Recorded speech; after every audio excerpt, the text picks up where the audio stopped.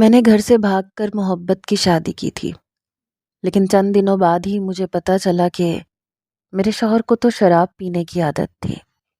وہ شراب پی کر میرے پاس آتا اور پھر ظلم کی ہر حد پار کر دیتا۔ میرے پاس واپسی کا کوئی راستہ نہیں تھا، اس لیے میں بہت مشکل سے اس کے ساتھ گزارا کر رہی تھی۔ پھر ایک رات جب اس نے مجھے زخموں سے چور کر دیا تو میں نے روتے ہوئے ایک سہیلی کو ساری بات بتا دی۔ اسے اپنے زخم دکھائے تو سہیلی نے مجھے بدلہ لینے کا ایک ایسا طریقہ بتایا کہ جس کے ذریعے میں اپنے شوہر کو میرے گھر کے دروازے سے جنازہ اٹھ رہا تھا اور میں حیرت سے آنکھیں کھولے بس یہ منظر دیکھ رہی تھی۔ دماغ کام ہی نہیں کر رہا تھا، سمجھ ہی نہیں آ رہا تھا کہ کس کا جنازہ ہے۔ میرے گھر تو کوئی بھی بیمار نہیں تھا، سب کچھ بالکل ٹھیک تھا، تو پھر انتقال کس کا ہوا تھا؟ میں نے ایک نظر اپنے ساتھ کھڑے اپنے شوہر پر ڈالی، وہ بھی میری طرح ہی خاموش اور حیران تھا۔ اور پھر جیسے ہی میں نے 2 قدم آگے بڑھائے تو پڑوس والے رشید صاحب چیخ کے کہنے لگے، ارے بدبخت، اب بھی کیوں آئی ہے؟ تجھ جیسی بیٹی ہو تو انسان کا بے اولاد رہنا ہی ٹھیک ہوتا ہے۔ بڑا بد نصیب تھا ظہیر جو اسے تجھ جیسی بیٹی ملی۔ ارے باپ کے منہ پہ کالک پوت کے چلی گئی، یہ بھی نہ سوچا کہ باپ یہ صدمہ جھیل پائے گا بھی یا نہیں۔ رشید صاحب کی بات سن کر میرے پیر بے جان ہوئے تھے۔ میں بس پھٹی پھٹی نگاہوں سے ان کی جانب دیکھ رہی تھی۔ جب ہی ان کی آواز پر باقی محلے والے بھی متوجہ ہوئے۔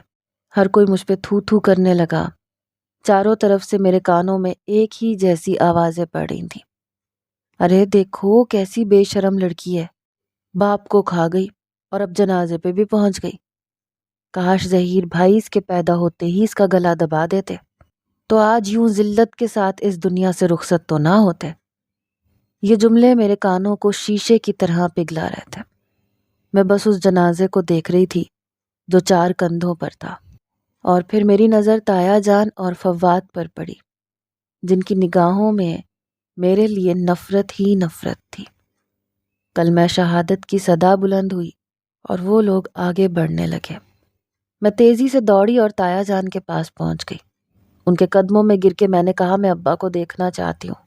تایا جان نے مجھے ایک زوردار دھکا دیا، کہنے لگے تمہاری وجہ سے میرا بھائی اس دنیا سے چلا گیا، اب ہمارا تم سے کوئی تعلق نہیں ہے۔ تایا جان میرے سامنے میرے باپ کا جنازہ لے کر چلے گئے تھے اور میں آخری دیدار سے بھی محروم رہ گئی تھی۔ میں وہیں زمین پہ گر پڑی۔ 1-2 عورتوں نے مجھے سہارا دے کے کھڑا کیا، پھر میں اپنے گھر میں داخل ہو گئی۔ اپنی اماں کے کمرے میں پہنچی تو میری اماں لوگوں کے جھرمٹ میں سر جھکائے بالکل گم سم سی بیٹھی تھیں۔ میں دوڑ کر اماں کے پاس گئی۔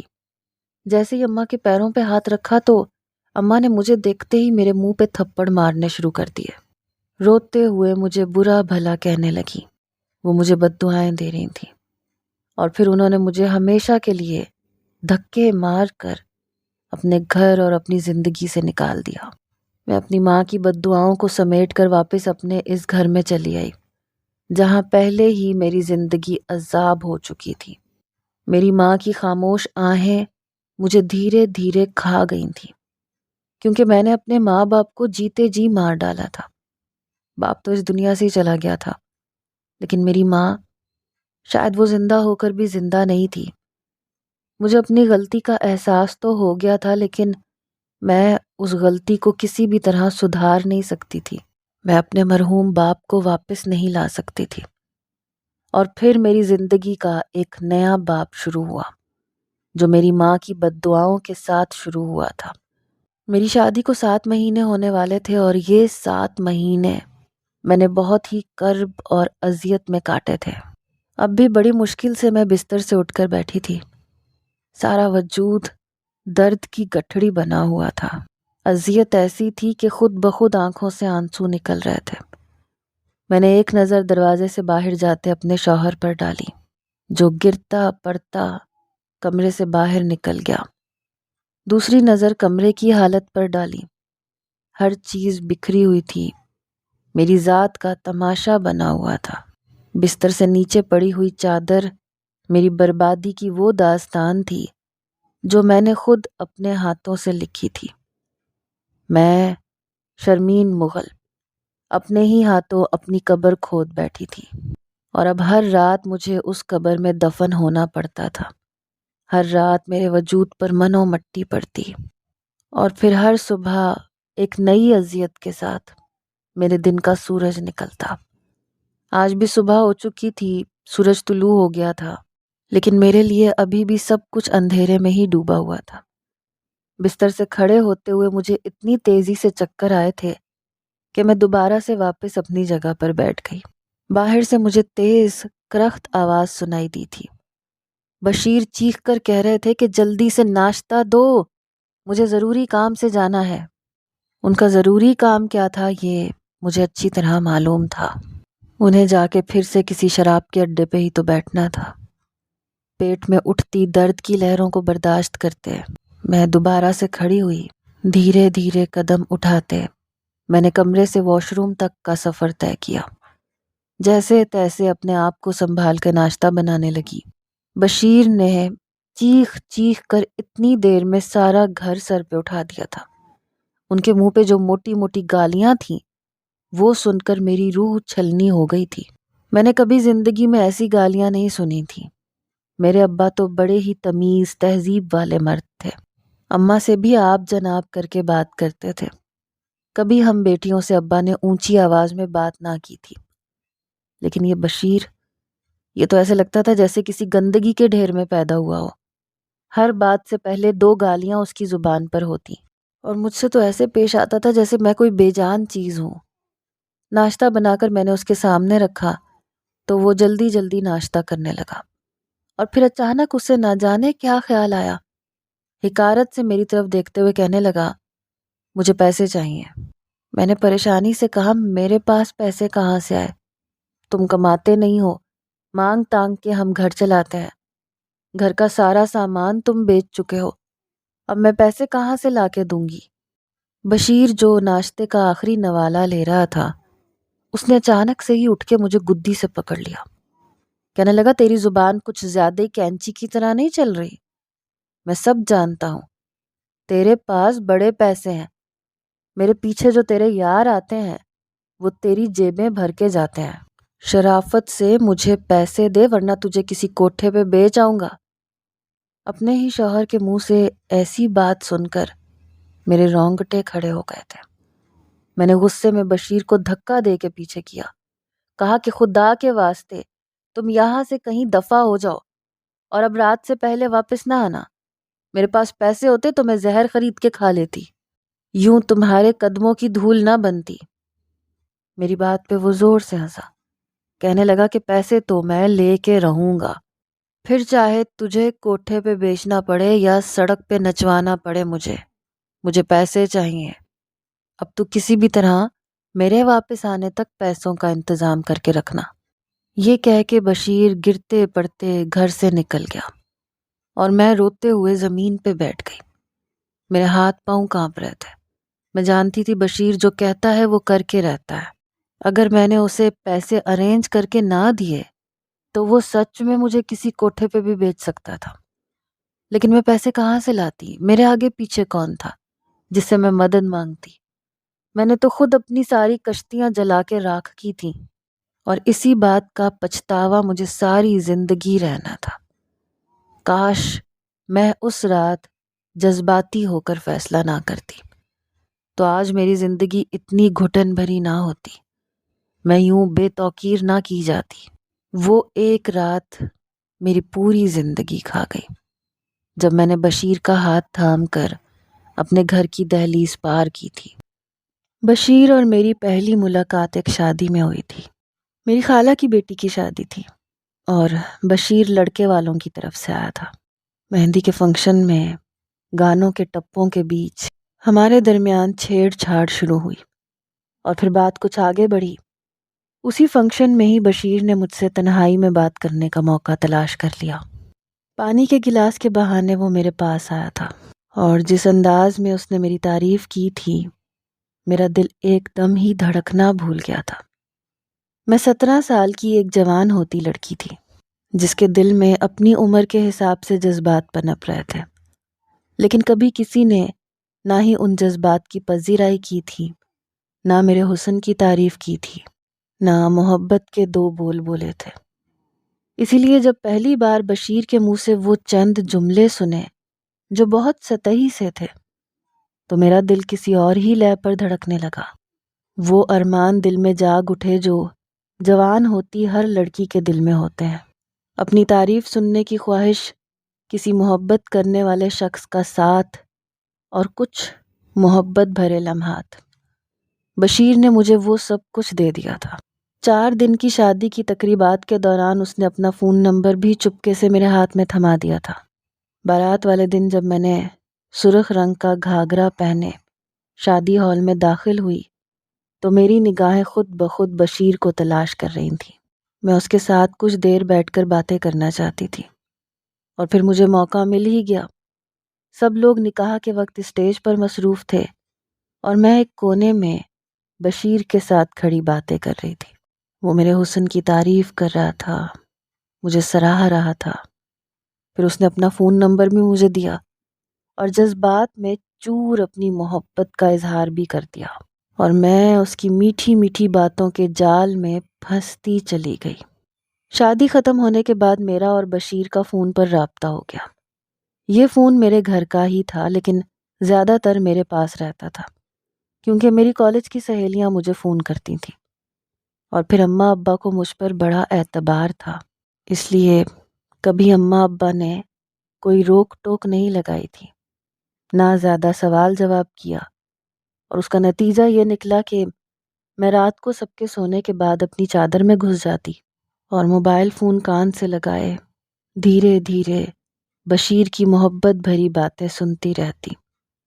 بشیر کے لفظوں میں ایسا جادو تھا کہ میرا پورا وجود اس جادو کے اثر میں آ گیا تھا۔ یا پھر شاید گناہ کا راستہ بہت آسان ہوتا ہے اور اس پر چلنا مشکل نہیں لگتا۔ میں بھی گناہ کے راستے پہ چل پڑی۔ وہ دن کہتا تو مجھے دن لگتا، وہ رات کہتا تو میرے لیے اندھیرا ہو جاتا، اور پھر ایسے ہی 6 مہینے گزر گئے۔ 6 مہینوں میں میں نے سب کچھ بھلا کر صرف بشیر سے محبت کی تھی، اسے حاصل کرنے کے خواب دیکھے تھے۔ لیکن 6 مہینے بعد ایک شام کو اچانک مجھے پتہ چلا کہ میرے تایا جان میرا رشتہ لے کر آئے ہیں۔ وہ فواد سے میرا رشتہ کرنا چاہتے تھے۔ فواد ان کا اکلوتا بیٹا تھا، باہر ملک سے پڑھ کر لوٹا تھا اور اب یہاں بہت اچھی نوکری کر رہا تھا۔ تایا جان چاہتے تھے کہ اپنے جیتے جی وہ میری اور فواد کی شادی دیکھ لیں۔ ابا کو بھی اس بات پر کوئی اعتراض نہیں تھا، لیکن میں نے یہ سنا تو میری جان نکل گئی۔ تایا جان کے جاتے ہی میں ابا کے آگے کھڑی ہو گئی۔ میں نے کہا کہ میں فواد سے شادی نہیں کرنا چاہتی۔ یہ سن کے ابا ایک دم حیران رہ گئے، کیونکہ آج تک کبھی میں نے ابا کی کسی بات کو انکار نہیں کیا تھا اور نہ ہی کسی طرح کی کبھی کوئی بدتمیزی کی تھی، لیکن آج میرا لہجہ گستاخ ہو گیا تھا۔ میں نے ابا سے کہا کہ آپ میری مرضی پوچھے بغیر میرا رشتہ طے کیسے کر سکتے ہیں؟ مجھے فواد سے شادی نہیں کرنی، میں کسی اور سے محبت کرتی ہوں۔ میرے اندر کا ڈر، خوف، سب کچھ ختم ہو گیا تھا۔ بشیر کی محبت نے مجھے نڈر بنا دیا تھا۔ میں کھل کر اپنے باپ کے آگے کھڑی ہو گئی۔ ابا حیرت سے پوچھنے لگے کہ بشیر کون ہے، کیونکہ ابا کو ہرگز بھی اندازہ نہیں تھا کہ میری زندگی میں کہیں کسی مرد کا بھی کوئی سایہ ہو سکتا ہے۔ میں تو کالج جاتی تھی اور سیدھا گھر لوٹتی تھی۔ میں نے ابا کو بتایا کہ وہ سمیرہ کے سسرال والوں میں سے ہے اور مجھ سے محبت کرتا ہے، میں بھی اس سے شادی کرنا چاہتی ہوں۔ کتنی ہی دیر ابا خاموشی سے میری طرف دیکھتے رہے، جیسے ان کا مان ٹوٹ گیا ہو۔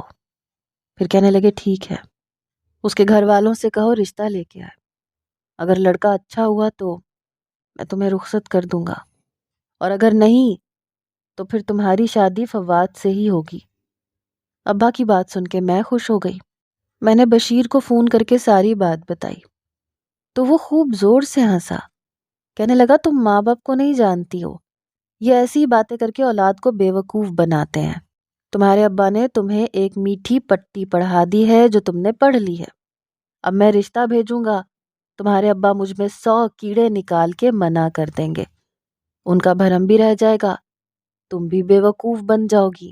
بشیر کی بات سن کر میں حیران ہوئی۔ میں نے کہا ابا ایسے نہیں ہے، تم رشتہ بھیجو، دیکھنا وہ فوراً سے ہاں کر دیں گے۔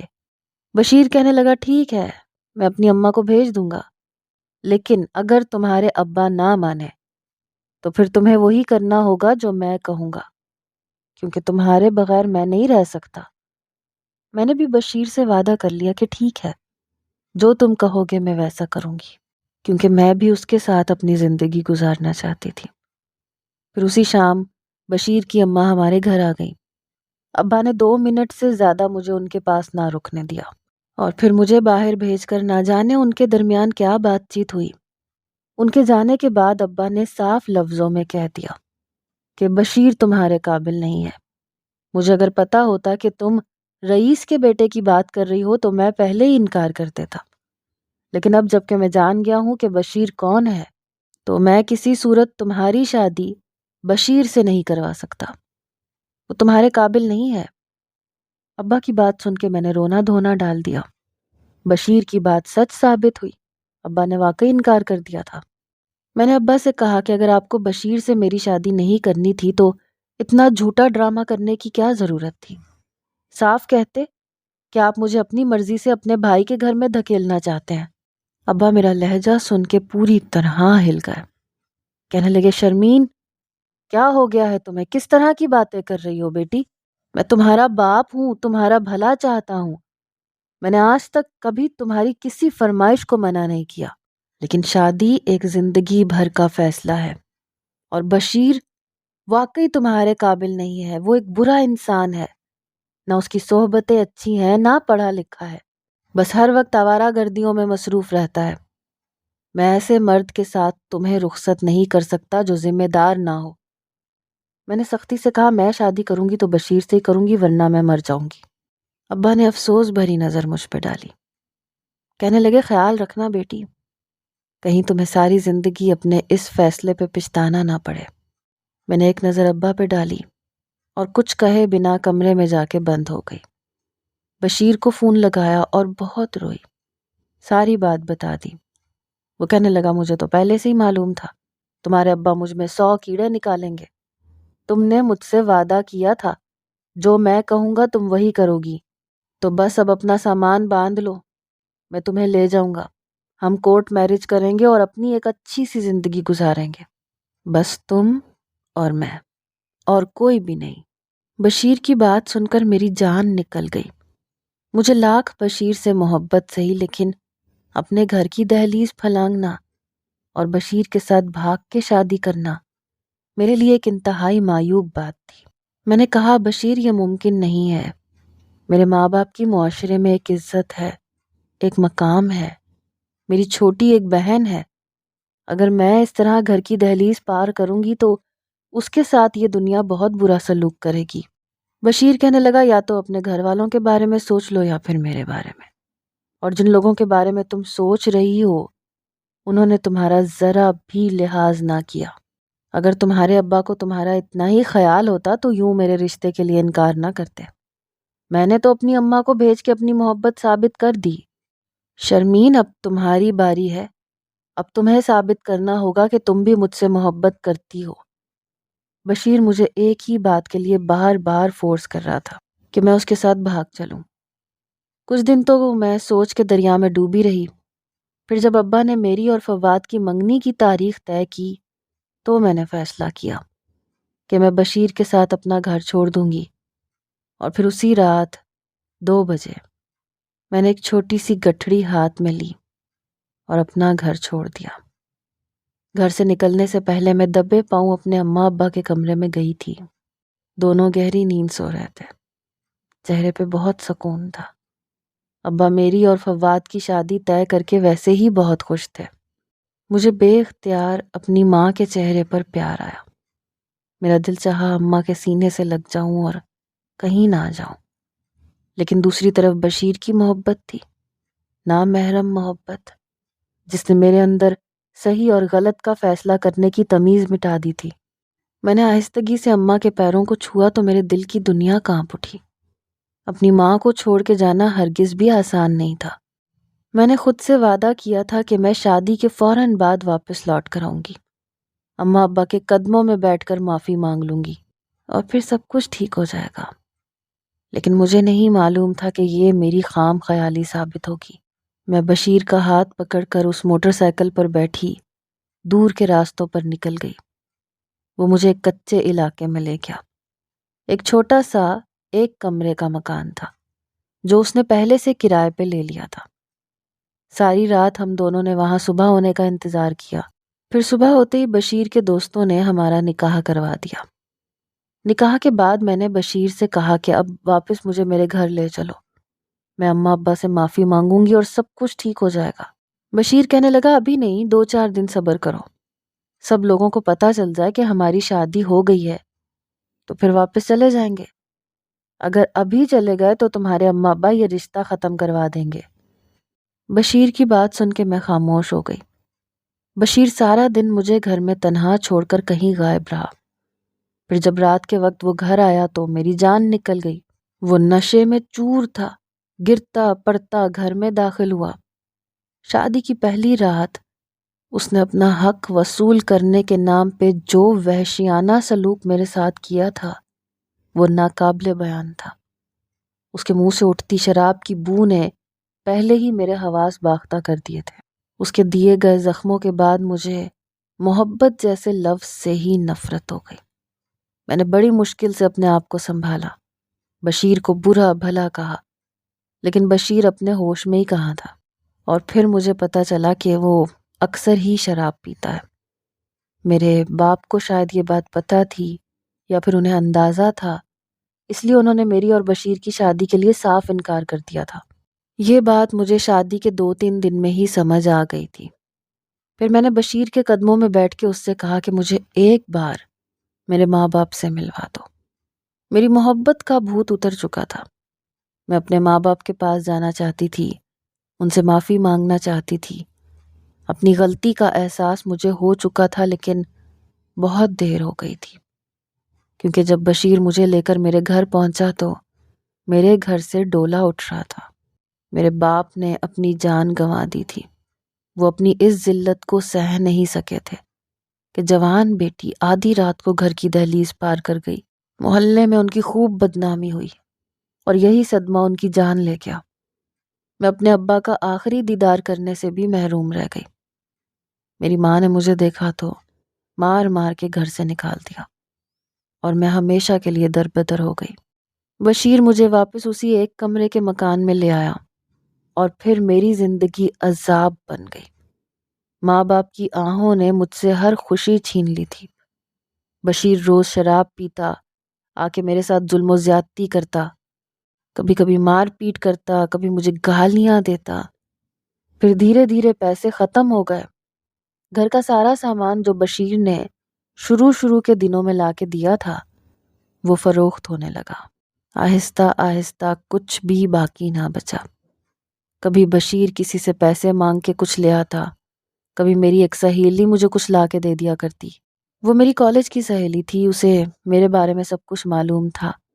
ایک وہی تھی جو مجھ سے ہمدرد بھی تھی اور میری مدد بھی کرتی تھی، ورنہ سچ تو یہ تھا کہ مجھے اپنی ذات سے بھی ہمدردی نہ رہی تھی۔ جو گناہ میں نے کیا تھا میں اسی کی سزا تو کاٹ رہی تھی، پھر ہمدردی کیسی؟ اب جب بشیر نے مجھے بیچ کے پیسے حاصل کرنے کی بات کی تو میرا رو رو کے برا حال ہو گیا۔ اتفاق سے اسی وقت میری سہیلی چلی آئی۔ میں نے اسے اپنا ہر زخم دکھا کر ساری بات بتا دی کہ بشیر اپنے شرابوں کے پیسے کے لیے مجھے کوٹھے پر بیچنے تک کو راضی ہے۔ یہ سن کے وہ غصے میں کہنے لگی کہ تم نے دنیا کے سب سے غلط انسان سے شادی کر لی، اب اسے سزا دینے کا وقت ہے۔ اس کی وجہ سے تم سے ہر خوشی چھن گئی ہے، تو پھر اسے بھی تو اپنے کیے کا حساب چکانا چاہیے۔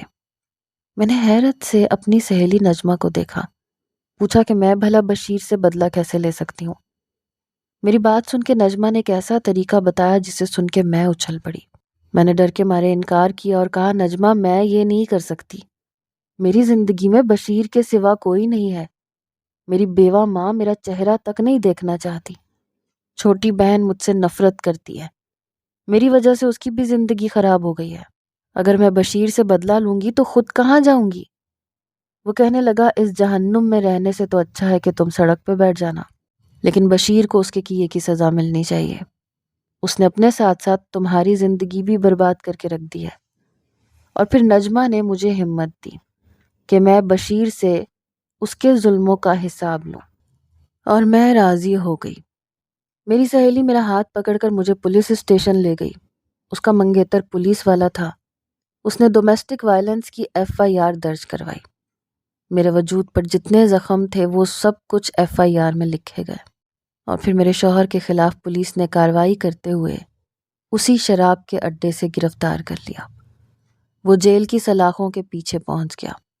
جب اسے پتہ چلا کہ یہ سب کچھ میں نے کروایا ہے تو وہ مجھے گالیاں دینے لگا، دھمکیاں دینے لگا کہ وہ میری جان لے لے گا۔ میں نے اسے بتایا کہ میں تو پہلے ہی مر چکی ہوں، اب وہ میری جان لے کے کیا کرے گا۔ میں نے بشیر کو جاننے اور سمجھنے میں بہت بڑی غلطی کر دی۔ وہ شروع سے ہی ایک عیاش مرد تھا جو شراب بھی پیتا تھا، غیر عورتوں میں دلچسپی بھی رکھتا تھا، اس لیے اس کے گھر والے بھی اسے اپنے ساتھ نہیں رکھتے تھے۔ اس کی ماں اس کا رشتہ میرے لیے صرف اسی وجہ سے لائی تھی کہ کوئی بھی بشیر کو اپنی بیٹی نہیں دینا چاہتا تھا، اور یہ بات میرے باپ کو معلوم ہو گئی تھی۔ لیکن میں نے اپنے باپ پہ بھروسہ نہ کر کے خود اپنے پیروں پہ کلہاڑی ماری تھی۔ میری دوست نے مجھے سمجھایا کہ ساری زندگی اذیت برداشت کرنے سے اچھا ہے کہ تم اپنے شوہر کو سبق سکھاؤ، اسے بتاؤ کہ عورت ذات کمزور نہیں ہوتی، اور میں نے اس کی بات مان لی تھی۔ ساتھ ہی خلا کا مقدمہ بھی درج کر دیا گیا۔ کچھ ہی عرصے میں میری خلا بھی ہو گئی اور بشیر کو سزا بھی ہو گئی، لیکن میں پوری طرح تنہا رہ گئی۔ جس محبت کو پانے کے لیے میں نے اپنا گھر چھوڑا، اسی محبت نے مجھے رسوا کر چھوڑا تھا۔ میرے پاس پیسے ختم ہوئے تو کرائے کا گھر چھوڑنے کی نوبت آ گئی۔ سر چھپانے کے لیے کوئی جگہ نہیں تھی، اور اپنی ماں کے سامنے جا کے میں ان کے زخموں کو تازہ نہیں کرنا چاہتی تھی۔ اسی لیے میں نے دارالامان کا انتخاب کیا، جہاں مجھ جیسی لڑکیاں رہتی ہیں، اور آج میں اسی دارالامان میں ہوں۔ میں نے اپنی زندگی میں جو غلطیاں کی اس سے بہت بڑی سزا پائی، اسی لیے آج میں اپنی کہانی آپ سب کے سامنے بیان کر چکی ہوں، تاکہ پھر مجھ جیسی کوئی لڑکی کسی بشیر کی باتوں میں نہ آئے، اپنے ماں باپ کو دکھ پہنچا کے کبھی اپنی خوشیاں تلاش نہ کرنے نکلے۔ ماں باپ کی دعاؤں کے بغیر کوئی خوشی خوشی نہیں ہوتی۔ ہماری آج کی یہ کہانی آپ کو کیسی لگی کمنٹ باکس میں اپنی رائے کا اظہار ضرور کریں، اور مزید اس طرح کی سبق آموز کہانیاں سننے کے لیے ہماری ویڈیو کو لائک کریں، شیئر کریں، اور ہمارے چینل سپنا کہانی کو سبسکرائب ضرور کریں۔ شکریہ۔